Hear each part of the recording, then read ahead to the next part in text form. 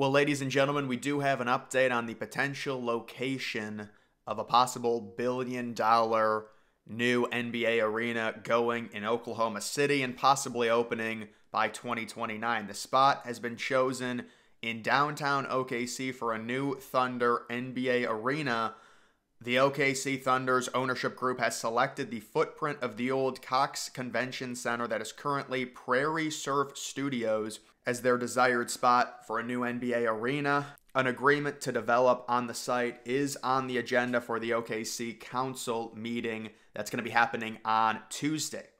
And they're saying it comes as little to no surprise. So yeah, you can take a look at where the potential new arena is going to be located. It's not surprising at all. This is basically what happens with arenas or stadiums. 8 times out of 10, you will get the new facility built right next to the old facility. The Paycom Center there, I'm sure, will be redeveloped into something else.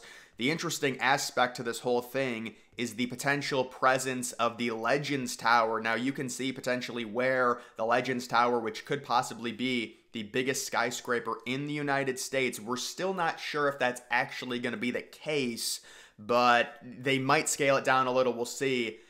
You can see where it's going to be located in relation to where the new arena would go. The Paycom Center right now is basically directly across the street, and then it would be kind of diagonal to where the new arena is in terms of the Legends Tower. So again, not very surprising. This OKC project, it's kind of strange in the fact that we haven't received any renderings with how far along the process is to where it's already been agreed upon, the sales tax, the amount of money they're going to be spending. Apparently, it's a minimum on this new arena of $900 million.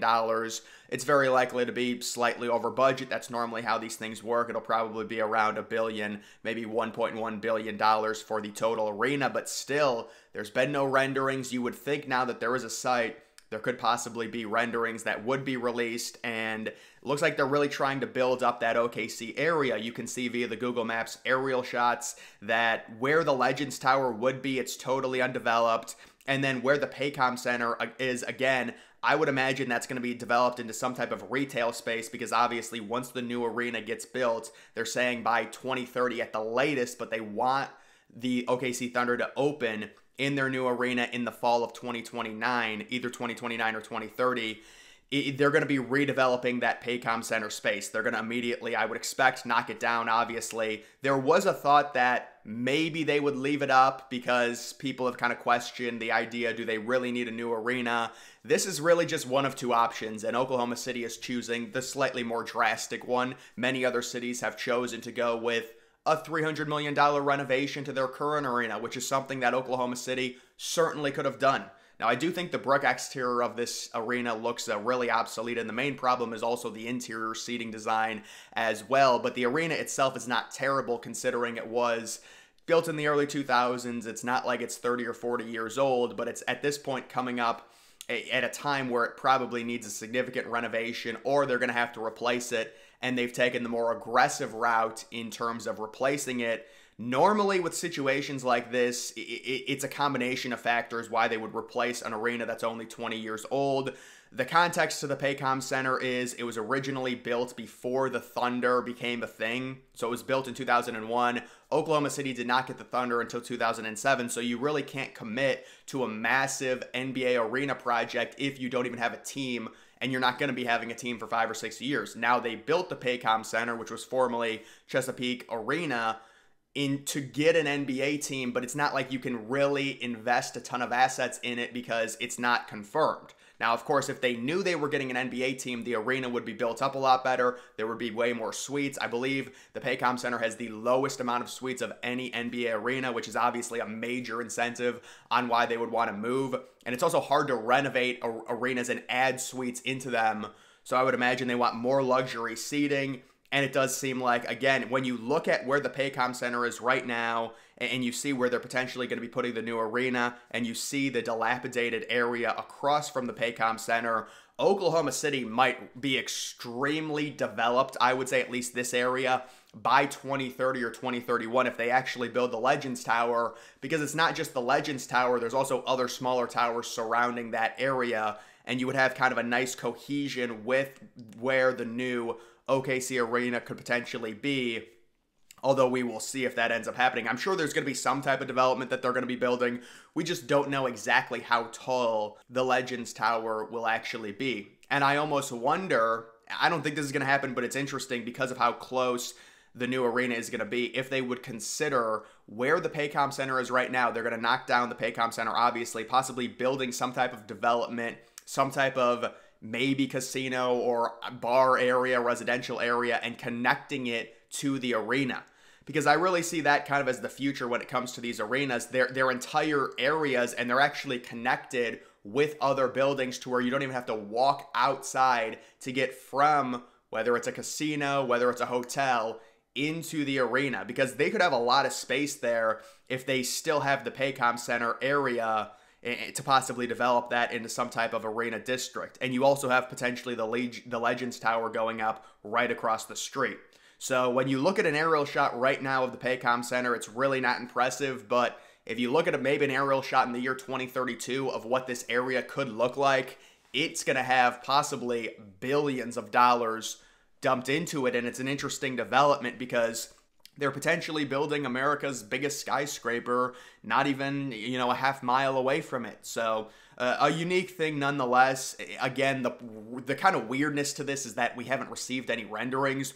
Normally when it comes to an arena process or a stadium process where they're trying to get a new place and they need money from the public, they will release very nice renderings, because renderings always look nice, before they actually need to pass, whether it's a bill, whether it's some type of, vote. Oklahoma City did none of that. We've seen no renderings, and they passed it back in December. So normally we would have gotten renderings like in October or 7 or 8 months ago, and we just haven't gotten anything. So, and they were still able to pass it, by the way, some type of sales tax. So I would expect the new arena at this point, it seems like everything is going as planned to potentially open in 2029. Although if it's opening in 2029, they're really not going to be starting construction for several years still, you wouldn't think, because arenas, you're looking at, I would say, around 2.5 years in terms of build time. Another thing that they did last year is they kind of threatened relocation. Not really. I mean, that's what these teams do when they try and get public money. But they were like, well, we want to lock ourselves in till 2050. And if you vote on this, Oklahoma City, the Thunder are going to stay here till 2050. I never really thought Oklahoma City had any chance of relocation. It was never really a topic. I mean, they just got the team. So obviously, with the new arena, they're locked in now to the area till 2050, so they also have that going for them. But overall, this will be a very interesting development. It'll be interesting to see what goes in the Paycom site, and then also if the Legends Tower actually gets built, because we are seeing more and more of a cohesion, or a potential cohesion, between these arenas and the surrounding areas. Everything's connected, it seems like. The 76ers are trying to do something like that. The Mavericks are trying to do something like that. The new Las Vegas team, whatever it is, they're trying to do something like that. So the newer arenas seemingly are going more towards that route. I don't know what the Spurs are going to do. That's another situation to look at, possibly building some type of district. They've got a minor league park they want to build right next to a potential new NBA arena in a different area.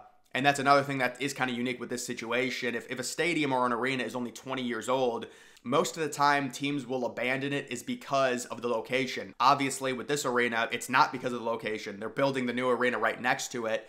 I just assume that based on the way that this arena was built, there wouldn't be much of an incentive to really throw massive money into a renovation like $300 or $400 million. Although if that vote would have failed, they probably would have been forced to do something else, maybe a renovation to the Paycom Center. But either way, that is just the status of this project. And apparently, we're going to be getting more news next week on Tuesday. Maybe we'll get some actual building plans, some renderings, something like that. But that is going to do it for this video. Make sure you follow me on X. Link to that's always in the description.